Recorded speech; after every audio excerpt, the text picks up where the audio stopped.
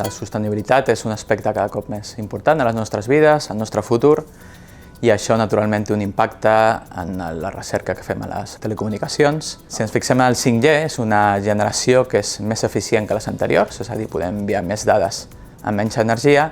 però és veritat que per augmentar la capacitat, per les noves freqüències, hem desplegat més ràdios, i com que aquestes ràdios són més o menys el 70% de l'energia de la xarxa, això ha augmentat considerablement l'energia global del sistema. El 6G serà sostenible per disseny, és a dir, primer, serà una tecnologia més sostenible, amb noves estratègies d'estalvi energètic que podrem controlar de forma intel·ligent, i segon,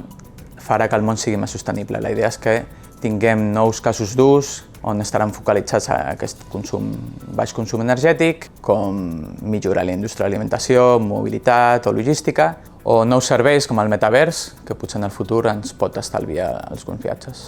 Al projecte BeGreen el que fem és aprofitar algunes característiques del 5G i de les xarxes Oran, com és el control intel·ligent que podem fer dels components de la xarxa, i implementar noves estratègies d'estalvi energètic. Un primer resultat que hem vist al projecte BeGreen, que ara mateix està a l'equador del projecte, és que avaluant una xarxa real de mòbil podrien tindre moltes oportunitats de pagar ràdios sense impactar la qualitat dels usuaris, i això podria suposar un 50 o 60% d'estalvi energètic respecte al que estem consumint actualment. Un tema interessant que tindrà el 6G és que permetrà que l'energia sigui un criteri més de la xarxa mòbil. Això permetrà en el futur nous models, com per exemple la idea de seguretat digital, on l'usuari pot relaxar els seus requeriments de qualitat de servei a canvi de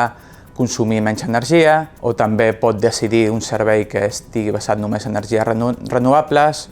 o també pot tindre la mesura exacta del que consumirà una aplicació o un servei, no? I d'aquesta manera, com passa ara mateix amb un electrodomèstic, no? D'aquesta manera l'usuari en les seves accions podria impactar en les estratègies dels operadors o dels proveïdors de serveis relatius a la sostenibilitat.